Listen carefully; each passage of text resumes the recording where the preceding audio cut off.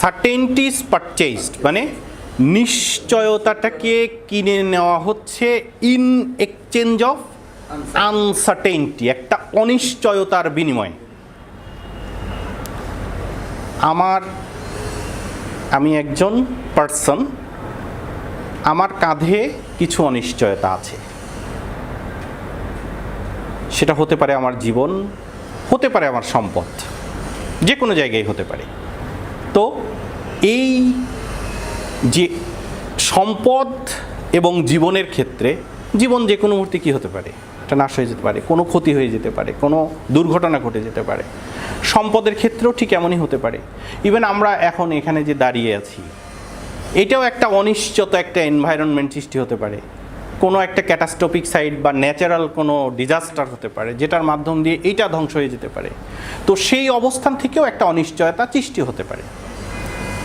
বিমার সঙ্গে বা ইন্স্যুরারের সঙ্গে, অর্থাৎ বিমাকারীর সঙ্গে মূলত যে চুক্তি বা যে কন্ট্রাক্টটি, সেটি সাধিত হচ্ছে এইভাবে যে এই যে সকল অনিশ্চয়তাগুলো আছে, এই অনিশ্চয়তাগুলো বিমাকারীর কাঁধে চাপিয়ে দিয়ে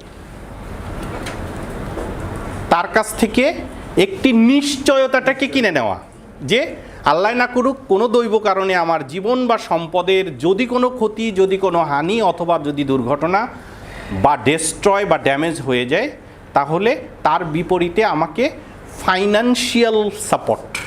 আসলে এখানে তো জীবন চলে গেলে জীবন তো আর দেওয়া সম্ভব নয়। অবশ্য জেনারেল ইন্স্যুরেন্সের ক্ষেত্রে কিছুটা রিপেয়ারেবল, রিকভারেবল, বাট লাইফের ক্ষেত্রে এটা একেবারে totally uncertain and it can be value as financial term, যেটা আমরা আসলে অর্থনৈতিক মূল্যমানে বিচার করে এটা আসলে দিতে পারি, যেটা আমরা পরবর্তীতেই আসবো। তাহলে ইন্স্যুরেন্স এটাও একটা কন্ট্রাক্ট, বাট সিম্পল কন্ট্রাক্ট। যদি কন্ট্রাক্ট লতে আমরা বলি, 1872 যে কন্ট্রাক্ট লতে, সেখানে আমাদের বলা হয় যে এটা একটি সিম্পল কন্ট্রাক্ট, যেখানে আমরা কি করছি, দুই পক্ষের মধ্যে এরকম একটা অ্যারেঞ্জমেন্ট। যেহেতু আমাদের এটা বলা হয়েছে যে অ্যাপ্লিকেবল টু ইন্স্যুরেন্স, মানে লটা কোথায় অ্যাপ্লিকেশনটা হচ্ছে, অ্যাপ্লিকেশন টু ইন্স্যুরেন্সের ক্ষেত্রে আমরা যে কথাটা বলতে চাই যে এটি এমনই একটি চুক্তি যে চুক্তির মাধ্যমে এক পক্ষ আর এক পক্ষকে এনশিওর করছে, প্রমিস করছে কি, যে তার যে অনিশ্চয়তাগুলো আছে সেই অনিশ্চয়তার বিনিময়ে নিশ্চয়তাটাকে ফিরে দিতে চায় as a financial position or financial term. আমার কথাটা কি ক্লিয়ার হয়েছে? আর an insurance contract is an agreement enforceable at law made between two parties, insurer and insured, by which in consideration of the payment of a premium by the insured, the insurer undertake to indemnify the insured against financial losses sustained or to be sustained as a result of the operation of the peril against or insured against। আমরা এই যে পেরিল যে শব্দটি, আর আরেকটি বিষয় আমরা জানলাম যেটি কনসিডারেশন, অর্থাৎ এখন এসে যায় যে রিলেটেড টার্মগুলো। পেরিলের আগে আরেকটি টার্ম আসে যেটি হলো রিস্ক। আমরা পূর্বের সংজ্ঞাতে জেনে আসলাম insurance is a risk transfer mechanism, অর্থাৎ ঝুঁকি হস্তান্তর প্রক্রিয়া। তো what is risk? Possibility of a loss. আমরা যদি যাই, ফিনান্সিয়ালিও হতে পারে বা যে কোনো, উনি যেটা বললেন।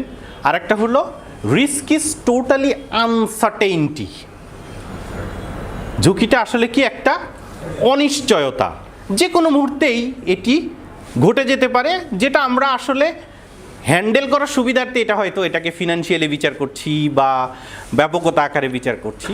অর্থাৎ যে কোনো কিছু ক্ষতির সম্ভাবনাটাই আসলে ঝুঁকি বা অনিশ্চয়তাটাকেই আসলে ঝুঁকি আমরা বলি, যে risk is the uncertainty of a financial loss. হ্যাঁ, এখন ওই যে আপনি যেটা বললেন দুর্ঘটনা, উনি যেটা বললেন যে হ্যাঁ মানে ফাইন্যান্সিয়ালি এটা ঘটে যাওয়ার সম্ভাবনা, এই জায়গাগুলোতে দুর্ঘটনা হলো আসলে একটি এলিমেন্ট যেটাকে আমরা কি বলি, পেরিল বলি। Peril is the prime cause of loss. Peril is the prime cause of loss, অর্থাৎ যে কোনো ক্ষতির কারণটা হলো আসলে peril, say accident, fire, death, cyclone, এই সবগুলো আসলে এক একটি নামে ক্ষতির একটা সম্ভাবনা তৈরি করে, যাকে আমরা বলি কি পেরিল। তাহলে রিস্ক এবং পেরিল সম্পর্কে আমরা বোধহয় একটা আইডিয়া জেনারেট করতে পারলাম। তো এই জায়গাগুলোতে আমরা অনেক সময় বলি যে লয়ের ক্ষেত্রে যে জিনিসগুলো রিলেট করে, যে যখনই আমরা কোনো লকে রিলেট করতে চাই, এইটার জায়গা অর্থাৎ এই পেরিল এবং আসলে এই রিস্কের জায়গাগুলোকে আমরা যে কোনো একটা অবস্থায় হয় মিনিমাইজেশন অথবা রিপেয়ার অথবা এটা থেকে মানে মুক্তি পাওয়ার লক্ষ্যে যে কর্মকাণ্ড, সেটি আসলে দুইটা পার্টির মধ্যে, দুটো অবস্থার মধ্যে বা একের অধিক পার্টির মধ্যে যদি সম্পন্ন হয়, সেটাকে আমরা ইন্স্যুরেন্সের ভাষায় আসলে কন্ট্রাক্ট বলে থাকি। কথাটা ক্লিয়ার?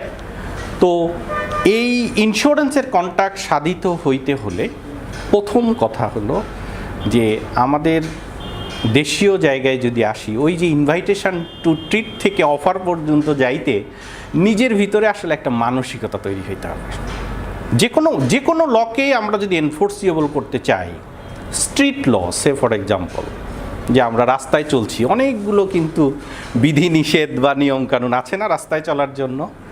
হ্যাঁ, মানে অনেকের ক্ষেত্রেই যেটা হয় যে নেগলিজেন্টলি এটা কি করা হয়, ভায়োলেট করা হয়। কিন্তু যদি আমরা এটার প্রতি রেসপেক্টেবল হই যে okay we will obey the law or we will follow the মানে রুল, তাহলে কিন্তু এটা সম্ভব। তো এটার জন্য সর্বপ্রথম যে জিনিসটি দরকার সেটা হলো নিজের ভিতরে মানসিকতাটাকে ডেভেলপ করতে হবে, মেন্টালিটিটাকে তৈরি করতে হবে।